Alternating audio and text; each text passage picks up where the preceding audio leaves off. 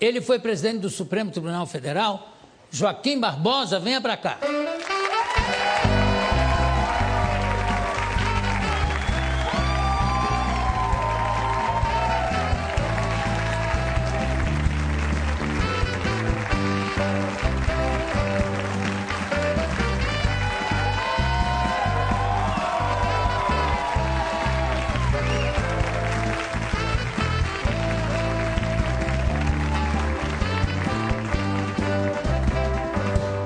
Olha aqui a recepção, ministro. Que maravilha de música, João.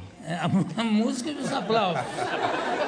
Ministro, como é que estão as costas?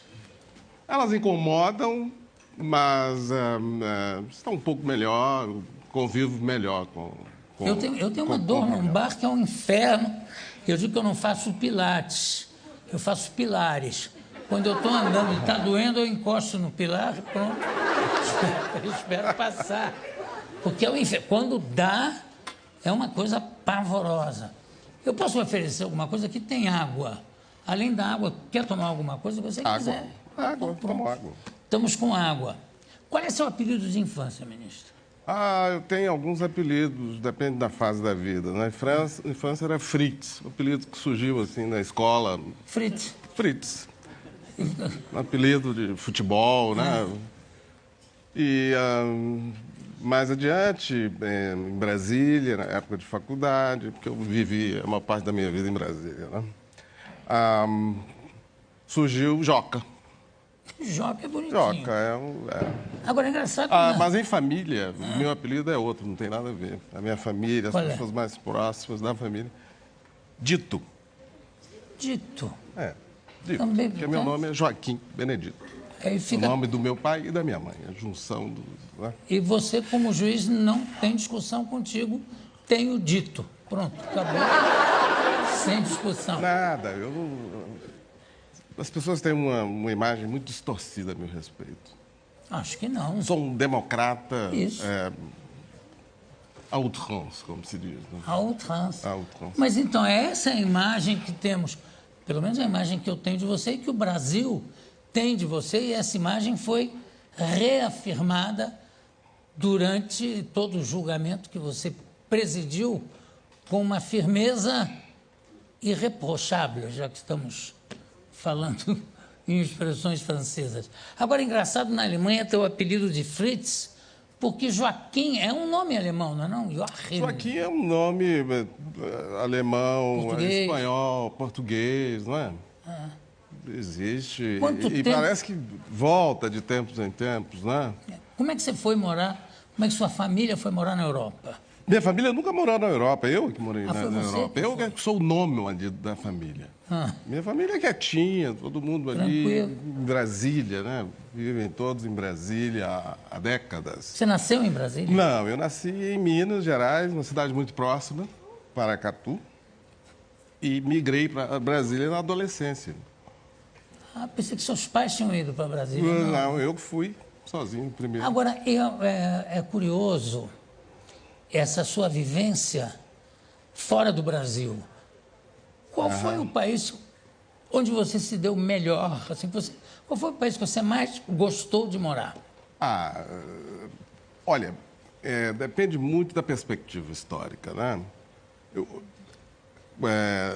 Há 20 anos, se você me perguntasse isso, não teria dúvida em dizer França, onde eu vivi mais tempo, onde eu fiz uma parte substancial da minha formação foi feita lá. A minha cabeça foi muito formatada ali na cultura francesa. Estudei Aliança Francesa desde a adolescência, né? Quando cheguei à Universidade Francesa, eu já falava francês. Então, isso teve um peso. Já falava ou achava que falava? Não, já falava. Já falava porque eu fiz 6 anos, 5, 6 anos de aliança. Aí já... Eu não sabia só a língua, eu já sabia um pouco da cultura. E passei 4 anos e meio mergulhado naquilo. Isso marca você. E eu tenho hábitos culturais até hoje, onde eu estou, em qualquer lugar do mundo, deu 8 horas da noite, eu vejo a TV francesa levantando, o jornal Aqui é o Tele5. que é o Jornal Nacional de lá, né?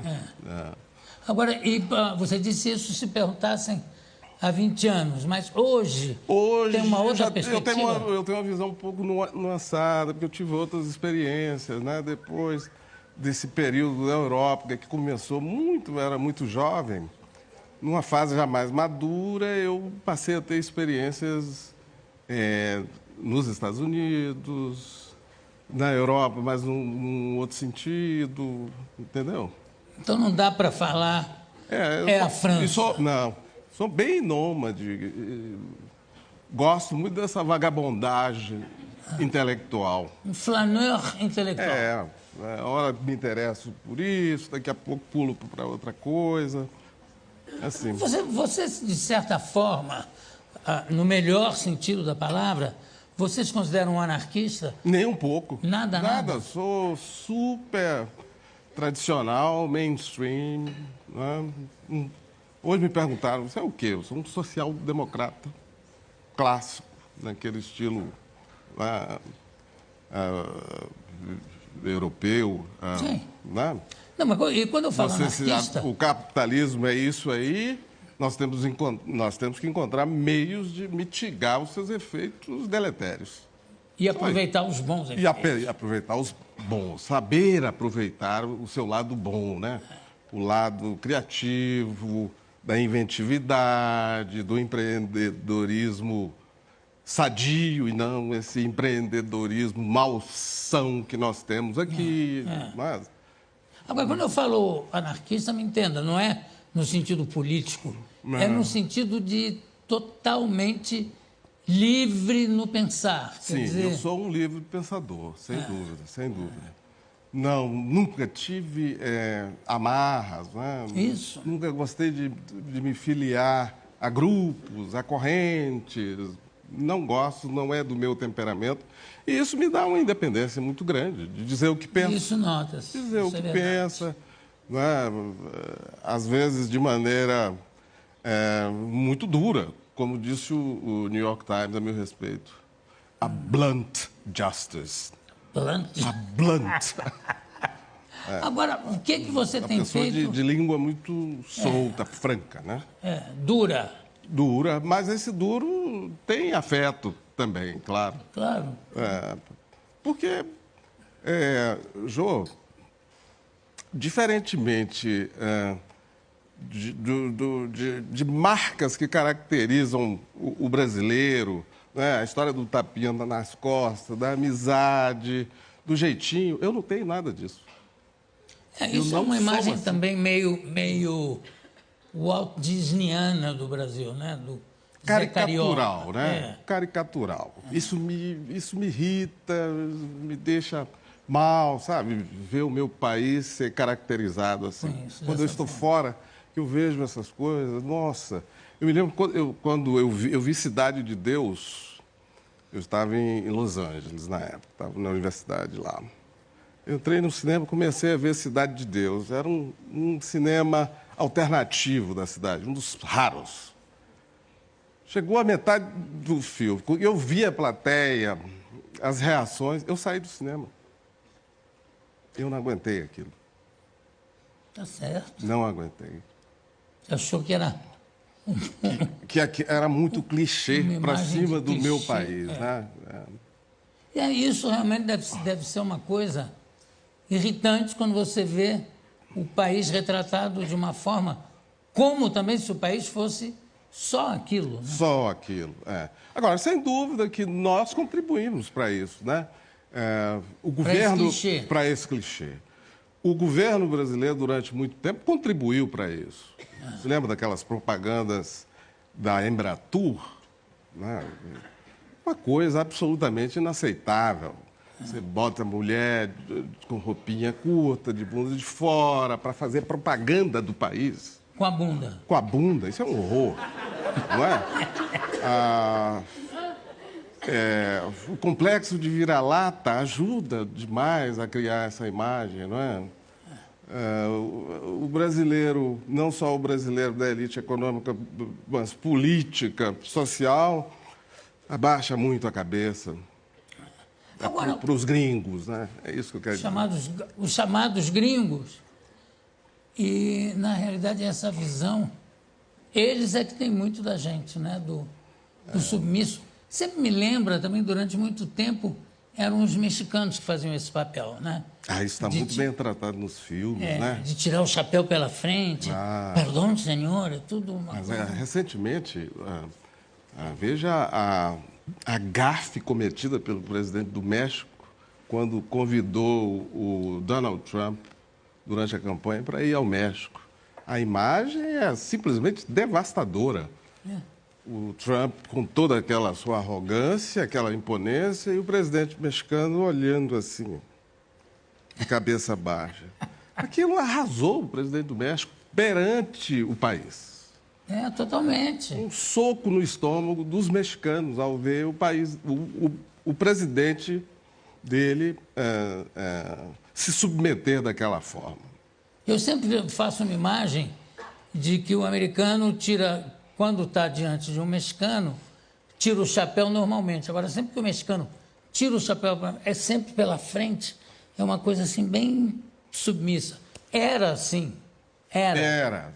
Hoje em dia, o mexicano não se permite fazer esse papel. Pelo contrário, por isso é que o presidente choca toda o México é um país que se distingue, a meu ver, por um orgulho nacional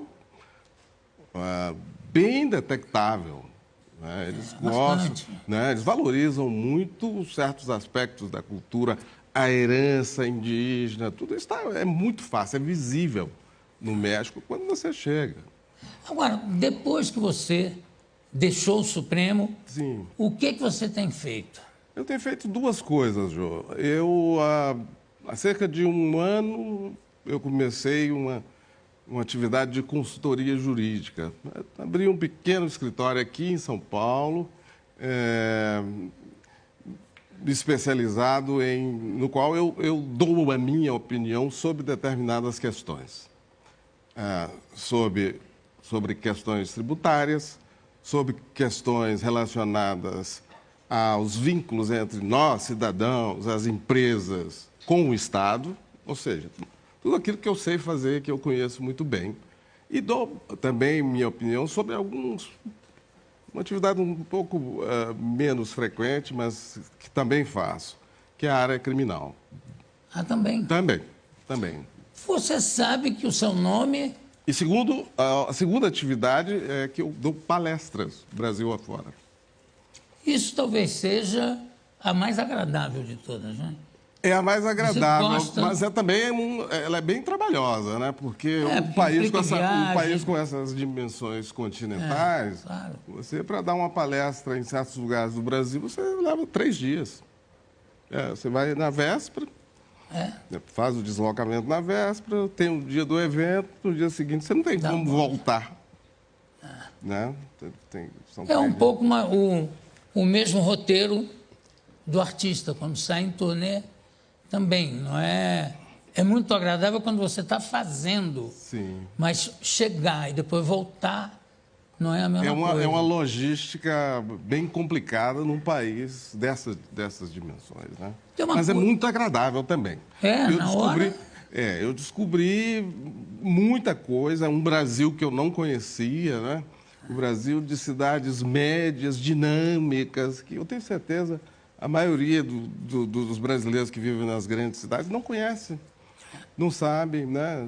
Inúmeras cidades médias que ignoram, não dependem de Brasília, de Rio, São Paulo. Tem sua vida própria. E são independentes, exatamente. São independentes, têm uma vida econômica boa, dinâmica, muitas delas dominadas pelo agronegócio, né? Você não vê pobreza, você não vê miséria. Esse Brasil existe. Agora, ministro, logo que você saiu do Supremo, havia quase que uma certeza que você se candidataria até a presidência da República. Eu acho que até hoje muita gente deve cobrar isso de você ou perguntar se há essa possibilidade de você sair candidato. Você teria vontade disso? Não, não tem não, João. Eu sou muito realista, muito pé no chão, né? Eu acho que uma pessoa com o temperamento e com as características que eu tenho, dificilmente se imporia nesse mundo político brasileiro, nessa selva que é a política brasileira, né? E cada vez mais selva, né? Cada vez mais selva, cada vez mais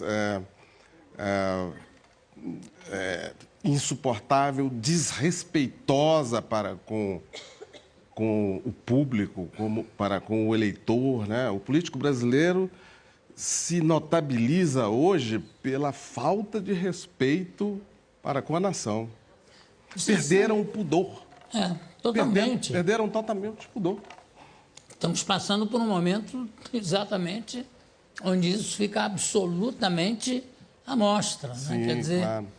Eu tenho a impressão que o fato da política estar concentrada em Brasília, como se fosse uma Versailles, distante de tudo, que eles têm a impressão que o eleitor não conta mais, sabe? É só na hora fazem uma campanha, muitas vezes até desonesta, para se eleger, mas depois não cuidam nem um pouco do eleitor. A gente vê isso várias vezes. Não tenho essa visão, não, João. Eu acho que pouco importa onde a capital esteja localizada.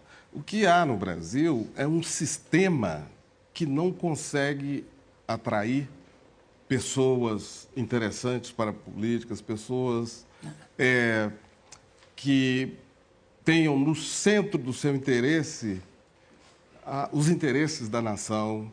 O sistema político brasileiro foi moldado, talhado para escolher gente ruim.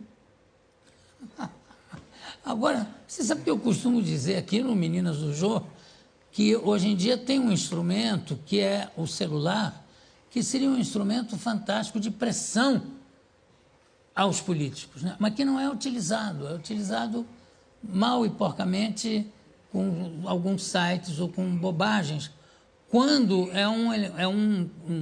uma ferramenta que podia ser utilizada como cobrança muito forte a cada político que é eleito, né? Sim, sem dúvida. Mas o sistema pulveriza, né, os políticos pelo território nacional. O sistema funciona de uma maneira em que não haja uma relação direta entre o eleitor e aquela pessoa que ele elege. Uma vez eleito, aquele cara desaparece e vai fazer as suas tratativas, as suas manobras no Congresso Nacional, no seio dos partidos, né? Bom, para mim, desde criança, o cargo de senador da República era uma coisa que me impressionava, mas muito. Hoje já não impressiona mais. Não, hoje impressiona. No outro banalizou, né? Totalmente. Banalizou totalmente. Bom, eu vou chamar a nossa vinheta e eu volto e continuo aqui com o ministro Joaquim Barbosa. Vai vir, hein? Tenho aqui ao meu lado o ministro Joaquim Barbosa. A gente estava falando nesse negócio da política, apesar de você ser muito claro nas suas declarações, e fica óbvio a falta de interesse que você tem de exercer qualquer cargo político. Mesmo assim, tem partidos que ainda o abordam, insistem. Sim. Começaram a me abordar quando ainda eu estava no Supremo, né? Houve várias tentativas de aproximação, eu as rechacei naquele momento. Depois eu saí do tribunal, desapareci da cena pública brasileira, me exilei em Buenos Aires durante 75 dias, com o propósito mesmo de fugir da campanha eleitoral, né? Eu deixei o tribunal 2 meses antes da eleição de 2014. O assédio era muito forte. Eu imagino. Porque, por razões óbvias, o meu apoio poderia ter decidido a eleição. Mas eu não queria dar esse apoio, assim como hoje eu ainda continuo decidido a não me meter. nisso. Agora, essa insistência não revela também uma falta de perspectiva política, de visão política sobre você? Quer dizer, porque, no meu entender, quer dizer, para mim, você jamais seria candidato. Eu digo, não, esse homem não imagina, não é isso que ele quer, não é isso que ele disse, não é isso que ele fez. A sua integridade era tão transparente que eu disse, isso não pode... Mesmo assim, tem políticos que achavam, não, isso aqui a gente abordando ele com jeito. Ele está querendo isso, né? Muitos achavam, realmente, o que eu estou querendo é isso. Na verdade, eu queria fugir daquilo, né? Queria fugir. Agora, hoje é outra vida, né, Jô? Completam-se daqui a 30 dias 2 anos e meio que eu deixei o tribunal. É uma realidade já completamente distante. Eu não quero com isso dizer que eu queira, né, participar da vida política. Mas hoje eu me sinto realmente um cidadão inteiramente livre. A decisão de, eventualmente, partir para essa ou aquela direção cabe a mim. Né? Eu não tenho mais aquelas amarras que eu tinha 2 anos e meio atrás. Claro. Né? E outra o peso coisa... do cargo, né? Um cargo muito pesado. A toga... Não é só a toga. Incômoda, mas fisicamente... Eu era presidente de um poder da República. Essa é que é a situação.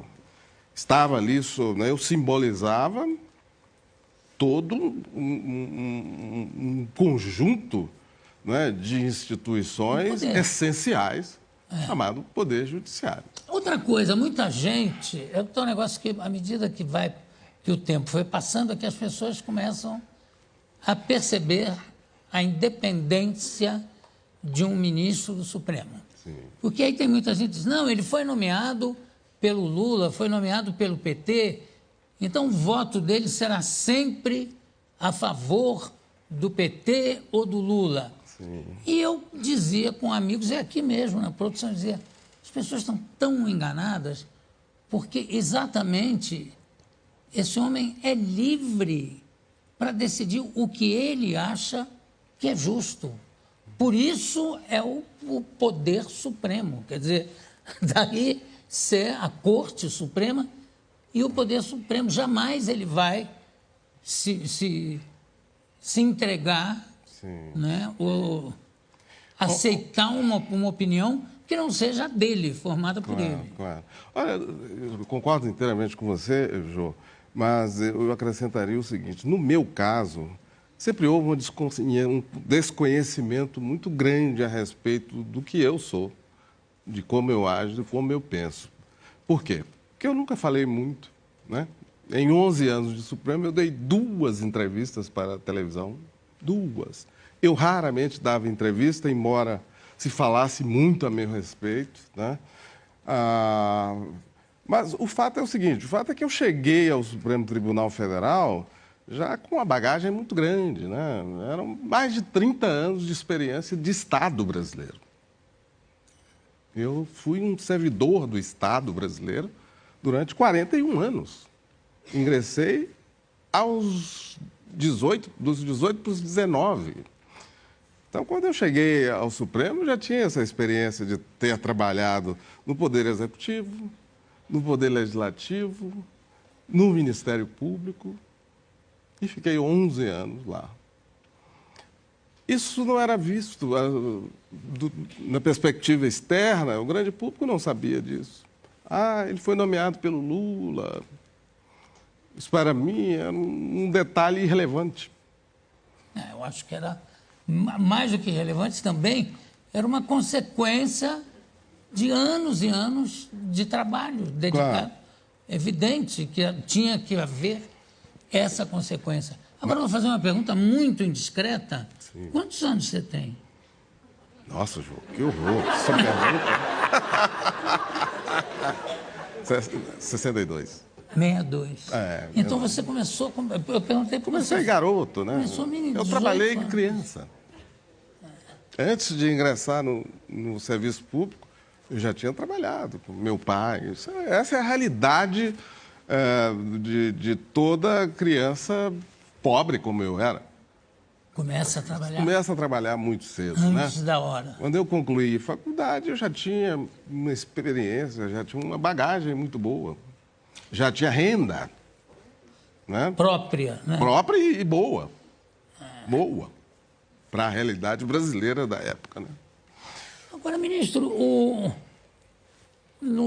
na época da sua nomeação para o Supremo, qual foi a sua reação e a reação familiar? Olha, a minha reação, João, veja como as coisas mudam, né? A minha indicação do Supremo foi no dia 7 de maio de 2003. Foi o dia mais apavorante da minha vida. Apavorante. Porque foi o dia que eu, né, me encontrei com o presidente da República pela primeira vez, numa reunião que durou ali 20, 25 minutos, o presidente cercado de aquele bando de assessores, e subitamente abre-se uma porta imensa, gigantesca, e eu vejo milhares de microfones, lâmpadas, né, os holofotes. Aquilo me deixou apavorado. Apavorado. Eu não sabia o que fazer. Eu não era acostumado com aquilo, né?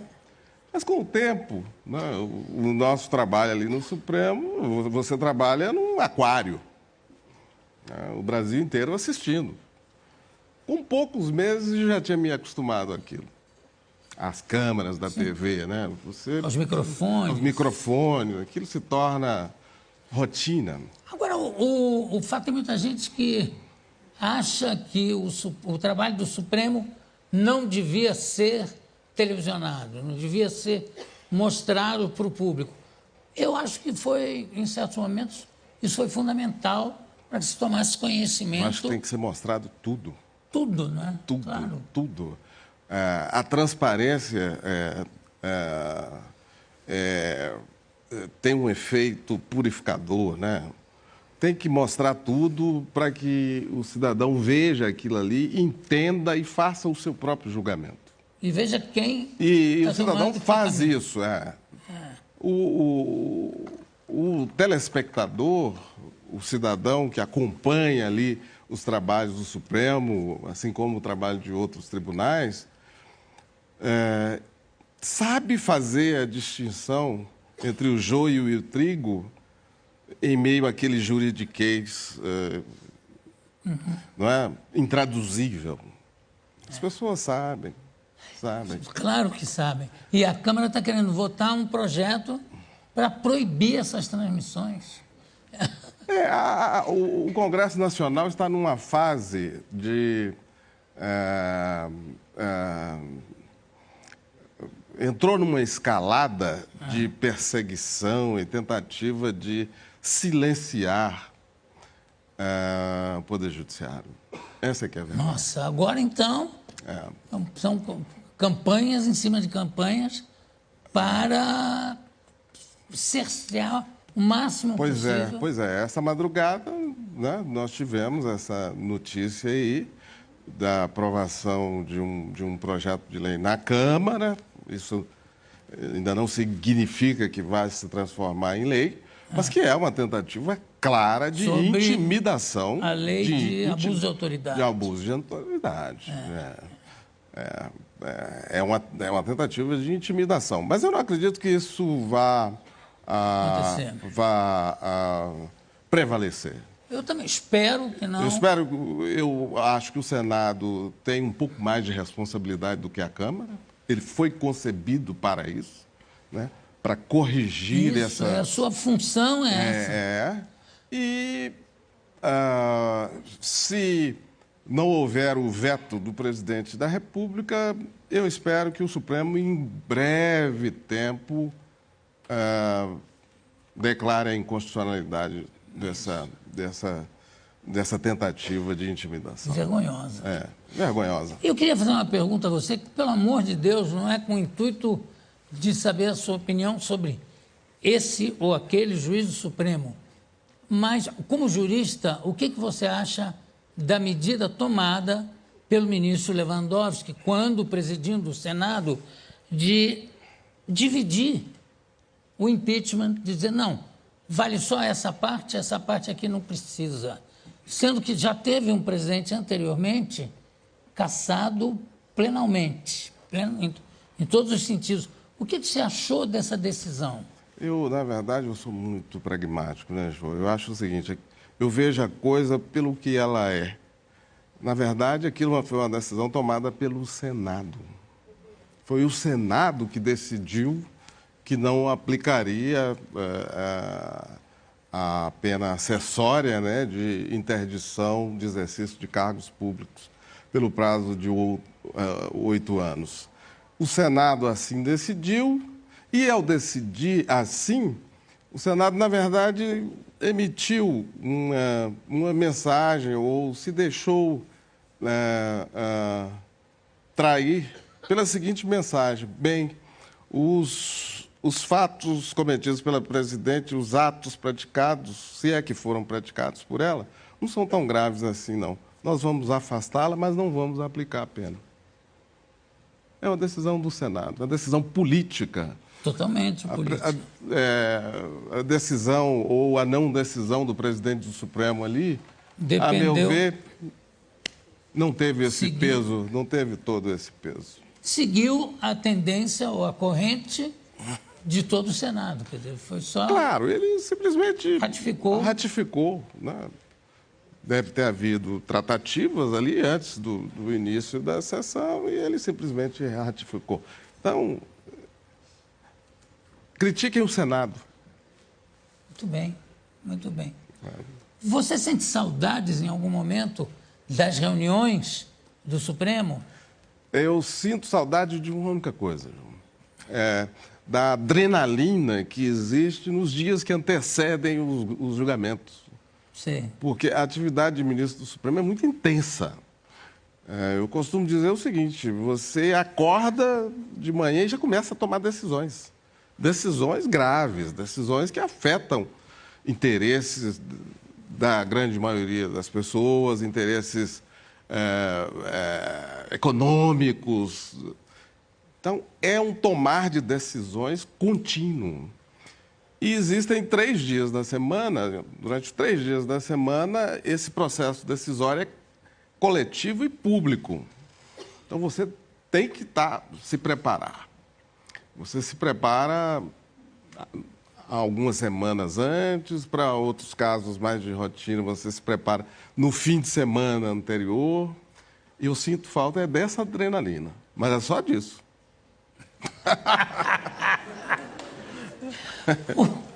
Claro que há tendências de pessoas se acercarem dos seus semelhantes, ou de quem mais pensa parecido. Você teve amigos no Supremo? Claro, tive, sim. Não, olha, eu não só tive amigos, como eu tive o privilégio de estar no Supremo no momento mais glorioso do tribunal. Verdade. O momento, há um período aí de uns 5 a 7 anos do Supremo, que começa ali em 2005, 2006 e vai até 2012, que é o momento apoteótico do Supremo. Do Supremo, porque é o momento em que o Supremo avançou numa direção progressista. Ele estava à frente da sociedade, muito à frente dos outros poderes, né? E havia um grupo de colegas ali, um grupo de pessoas, quase todas com o mesmo perfil acadêmico, né? Especializados em direito público, com muita experiência de Estado, com visões diferentes de sociedade, mas com muita sintonia quanto à necessidade de tirar o país desse atraso atávico, né? E foi aí que nasceram essas grandes decisões do Supremo. Pensem, por exemplo, Jô, a decisão sobre homoafetividade. Alguém nesse país cogitaria há 5, 10 anos atrás que esse Congresso aí partiria nessa direção? Não, de jeito nenhum. De jeito nenhum. foi o Supremo. Não é? Decisão sobre... São várias, é um conjunto de decisões poderosas, com impactos na sociedade muito grande. Aborto. Aborto por anencefalia, né, que foi um caso terrível, né, que começou nas minhas mãos, lá atrás, quando eu tinha acabado de chegar ao Supremo, uma sexta-feira, eu estava indo para casa e, de repente, aparece um caso doloroso. Nossa. Doloroso. Era um habeas corpus, uma coisa, né, de uma opressão terrível sobre uma moça humilde lá da Serra Fluminense, não é? E eu volto para o tribunal às pressas, examino aquilo ali, me reúno com a minha equipe e me preparo no fim de semana para levar a julgamento na semana seguinte. E foi assim que começou a discussão sobre aborto anencefálico. Nesse caso, que não se concluiu, mas lançou a discussão. O Supremo jamais tinha tratado de um assunto daquela natureza. Não, foi a primeira vez. Foi a primeira vez. E aí, logo em seguida, as organizações da sociedade se mobilizaram e trouxeram o assunto numa outra ação. E foi essa outra ação e outra dimensão. Numa outra dimensão completamente diferente, né? Ministro, você falou em colaboradores. Quantos colaboradores cada juiz do Supremo tem? Olha, quando eu cheguei lá, cada juiz, porque os gabinetes dos ministros têm os funcionários fixos, né? No meu tínhamos 10 fixos e mais, naquela fase inicial, 5 colaboradores que você podia escolher. Você mesmo escolhia. Você mesmo escolhia. Depois, esse número passou para 6. Mais adiante, já por volta de 2008, 2009, por aí, criou-se a possibilidade de o ministro trazer 2 juízes para ajudá-lo no gabinete. E é esse o staff. Agora, deixa eu lhe dar uma informação que é muito importante, que as pessoas não sabem. O mensalão, né? Aquele processo enorme, aquela coisa extraordinária, aquele trabalho hercúleo. Eu fiz aquilo ali com a ajuda de 2 colaboradores, 2 jovens. Inicialmente eram 2 jovens ali nos seus 25, 28 anos. Como a instrução durou, né, uns 7 anos, mais adiante, um saiu, substituí por um outro, mas uma dessas colaboradoras, a Carla Ramos, que continua lá no Supremo, foi desde o iníciozinho, desde 2005 até 2013. Mas sempre 2 pessoas. 2 pessoas. 2 pessoas. Mas você disse que quando você chega já tem alguns funcionários já fixos. Você não tem como você mudar esses funcionários, quer dizer, formar a sua equipe, inclusive, com esses funcionários fixos, não. O que acontece é o seguinte, o processo de nomeação de um ministro do Supremo, às vezes, é muito demorado, né? No meu caso, por exemplo, durou 1 ano. 1 ano. A minha substituição levou 1 ano. Mas, na média, demora-se 3 meses, 4 meses. O que acontece nesse período é que os funcionários vão migrando. Certo. Aqueles funcionários que eram do gabinete do ministro que sai, eles começam a receber propostas, vão para outros lugares. Outros gabinetes. Olha, foi um prazer imenso, conversei aqui. Eu também gostei muito. Quero agradecer demais ao ministro Joaquim Barbosa pela sua presença aqui, por esse papo maravilhoso que a gente teve. Eu é que agradeço, João. Cumpri a minha palavra. Né? É verdade. Nós nos encontramos aí há uns 6 meses e eu prometi a você que viria. E veio, como sempre, pela primeira cumprindo sua palavra. Muito obrigado. Daqui a pouco a gente volta. Bravo!